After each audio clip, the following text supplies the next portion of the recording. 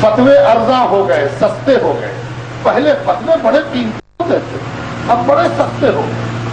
افسوس کی بات ہے کہ فتووں کی قیمت انہوں نے گھٹا دی، اور آج سے نہیں گھٹا رہے، بہت دن پہلے سے گھٹا رہے. جب تطابق کیا جائے گا فتاووں کا تو پتہ چلے گا کہ ان کے فتوے اسی طرح ہوتے ہیں جیسے ہائی کورٹ کا انٹرلوکیٹری آرڈر. ہائی کورٹ میں دو طرح کا آرڈر ہوتا ہے. ہائی کورٹ سپریم کورٹ میں، دیکھیے چھوٹی سی بات عرض کروں، ہائی کورٹ میں دو طرح کے آرڈرز ہوتے ہیں. نیچے کی عدالت کی بات میں نہیں کر رہا ہوں، ہائی کورٹ کی اور سپریم کورٹ کی بات کر رہا ہوں. ایک فیصلہ ایسے ہوتا ہے جو ایک لائن کا ہوتا ہے، دو لائن کا ہوتا ہے، اور یہ فیصلہ کبھی بھی محفوظ نہیں رکھا جاتا، نظیر نہیں بنتا ہے. یہ دو لائن کا فیصلہ جس میں لکھتا ہے حاکم ہارڈ ڈسمسڈ، سنا خارج کیا، یہ نظیر نہیں بنتا، ثبوت نہیں بنتا. جبکہ یہ وہ عدالت ہے کہ ہوں کہے تو نظیر بنے اور نہ کہے تو نظیر بنے، ہے نا. لیکن یہ دو جملے، ایک جملے جو کہہ گیا یہ نظیر نہیں بنا. نظیر کب بنتا ہے فیصلہ؟ جب فیصلہ لیتے وقت حاکم دلیل دیتا ہے کہ میں نے کیوں ان کو کامیاب کیا اور کیوں ان کو ناکامیاب کیا. دلیل کے ساتھ جو فیصلہ دیا جائے وہ نظیر بنتا ہے. فتاوی رضویہ کے آگے اکثر فتاوے جو ان کے معاصرین نے دیے ہیں وہ ہائی کورٹ کے اس فیصلے کی طرح ہیں جو انٹرلوکیٹری ہوتے ہیں، وہ نظیر نہیں بنتے. اور فتاوی رضویہ کے آگے تو ان کا قد اتنا چھوٹا ہے کہ بونسائی کہتے ہوئے بھی شرم آتی ہے نا. فتاوی رضویہ، حیرت کی بات ہے کہ گستاخوں کی ہمت تو دیکھیے، ایک فتویٰ پڑھ لے تو زندگی بھر فتویٰ دینا بھول جائے. اس کے باوجود ہمت دیکھیے، وہ دو جملے کا فتویٰ آسمان سے برس رہا ہے نا. بالکل اسی طرح جیسے آپ نے دیکھا ہوگا پانی پڑا تو مینڈک زمین سے پتہ نہیں کہاں سے نکل آتا، اسی طرح فتویٰ برس رہا. فتاوی رضویہ کا قد و قامت، قطب مینار جیسی شخصیت، وہ قطب مینار جیسے فتاوے اس بات کا اعلان کر رہے ہیں کہ فتویٰ دینا آسان کام نہیں ہے، خون جگر پینا ہے. فتوے کے حوالے سے ایک بات، اور فتویٰ تو میں نے ابھی حالات کی وجہ سے اتنی باتیں کہہ دی، ورنہ دراصل اپنا معاملہ ہے. گنہگار کیسے حاضر ہو ان بارگاہوں؟ ہم سب گنہگار ہیں، خطا کار اسی احکام، شب و روز اپنے داغ سے پریشان ہیں اور اپنے دھبے سے نالا ہیں، لیکن اس دھبے سے من ہٹتا بھی نہیں.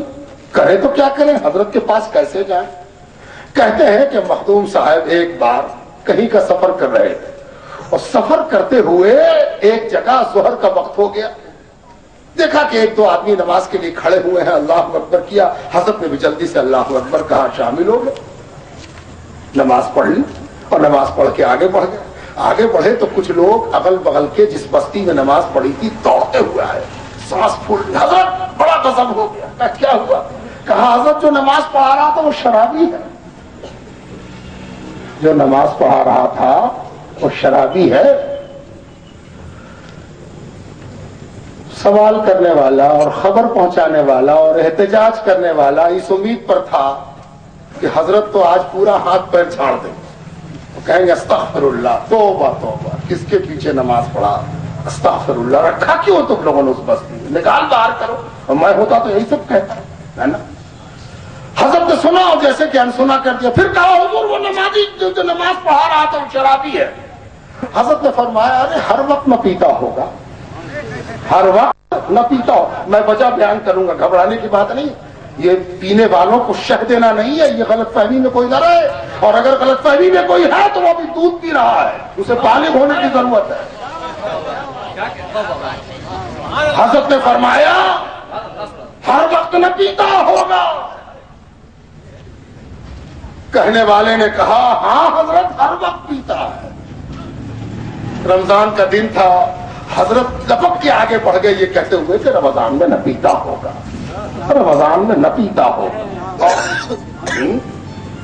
احتجاج کرنے والا، خبر پہنچانے والا، شکایت کرنے والا، اور سچ پوچھے تو استفتاء پیش کرنے والا فتویٰ جاننا چاہتا ہے بیچارہ، مایوس ہو گیا، نامراد ہو گیا. سوچنے لگا کہ کیسا پڑھا لکھا انہوں نے جناب، آج تک تو کسی عالم سے کہا تو بگڑ کے آگ ہو گیا، سبحان اللہ۔ اور یہ کون سی بزرگ ہے اور کیسا فتوا دے رہے ہیں، اور کہتے ہیں کہ ہر وقت نہ پیتا ہوگا، اور جب بتایا کہ ہر وقت پیتا ہے تو کہتے ہوئے آگے بڑھ گئے کہ رمضان میں نہ پیتا ہوگا۔ ادھر حضرت آگے بڑھے اور ادھر اس کی مایوسی کی خبر، اس کے شراب پینے کی خبر پر حاوی ہو گئی، خبر پھیل گئی، وہاں بھی پہنچ گئی۔ جس کو معلوم تھا کہ شراب پینے کا نقصان کیا ہے، اور جس کو معلوم تھا کہ میرے شراب پینے پر کیسا ری ایکشن ہوتا ہے، کون لوگ میرے بارے میں کیا کہتے ہیں، شکایت کرنے والا جب شکایت کرتا ہے تو شکایت سننے والا کیا کہتا ہے، یہ معلوم تھا۔ وہ اب بے حس ہو چکا تھا، اثر غائب ہو چکا تھا، فتوے خوب سنے تھے، فتوے خوب پڑھے تھے۔ ظاہر ہے کہ وہ نماز یوں ہی تو نہیں پڑھاتا تھا، نماز پڑھانے کی صلاحیت رکھتا تھا، لیکن ایک صلاحیت نہیں رکھتا تھا جو اس کو شراب خانے سے کھینچ کے باہر نکال دے۔ اس کی کمی تھی اس کے اندر، وہ پریشان تھا، سب کے فتوے سنتے سنتے بے حس ہو گیا تھا۔ اب اس پر فتووں کا اثر نہیں ہوتا تھا، اعتراضات و تنقید اور جرح اور تضحیق اور تذلیل کا اثر نہیں ہوتا تھا۔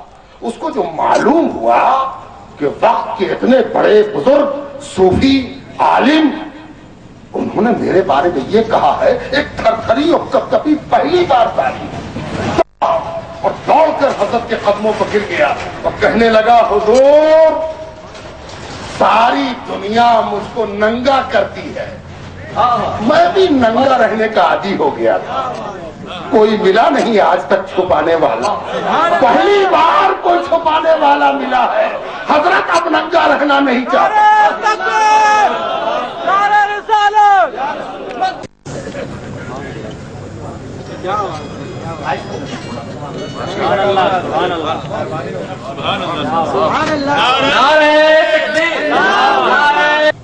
پھر خدمت کے لیے منتخب کر لیا گیا ہوں، شاید کہ اس خدمت کے لیے باندھی ہوئی کمر قبولیت کی مہر لے کے واپس لوٹے، اور ٹھیک بھی واپس لوٹایا گیا۔ میں نے جس آیت کریمہ کو عنوان بنایا تھا اس پر تو بات ہی نہ ہو سکی، تو بات اس پر بھی ہونی چاہیے تھی۔ گفتگو کا حق یہی ہے، اصل میں ڈر میں آدمی کبھی کبھی تلاوت بھول جاتا ہے، تفسیر بھول گیا تو کون مشکل۔ اتنے بڑے بڑے علماء بیٹھے ہیں کہ آدمی ڈر کے تو تلاوت بھول جاتا ہے، تو تفسیر بھول گیا تو کون ہے نا۔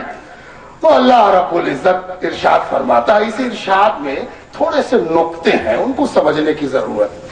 اللہ تعالیٰ فرماتا ہے، ان الذین قالوا ربنا اللہ، بلا شبہ بلا شک لا ریب یقیناً جن لوگوں نے یہ کہا کہ اللہ ہمارا رب ہے، آپ نے نہیں کہا، ہم نے نہیں کہا، کتنے بار رب بنا کہا ہے نا، ہم ہی آپ مراد ہیں؟ نہیں بھائی، ایک شرط بھی لگا دی، ربنا اللہ ثم استقاموا۔ یہ عجیب شرط ہے بھائی، یہ عجیب معاملہ۔ ارے رب کا تو معاملہ یہ ہے کہ یہ جس گلی سے گزرے اس گلی میں جس طرح اپنے بدن کی خوشبو چھوڑا اسی طرح اپنے زبان کی لذت بھی چھوڑا ہے نا۔ توجہ چاہتا ہوں، صوفی جدھر سے گزرا، جو راستہ ہے جدھر سے صوفی آ رہے ہیں، صوفیائے کرام آ رہے ہیں، یہ خاندان جانتے ہیں نا آپ، اونچا سے آیا ہے، ملتان سے آیا ہے، تو ملتان سے آیا تو کیسے آیا؟ اوپر سے اڑ کے یہاں آ گیا؟ نہیں نہ آیا، کہیں زمین سے آیا ہے، زمین پر قدموں کے نشان ڈالتا آیا۔ تو وہ گلی کون سی ہے جس سے ملتان سے چل کے ہندوستان میں داخل ہو گیا؟ تو جب آپ اس گلی کا اندازہ کریں گے تو پتہ چلے گا پنجاب ہے۔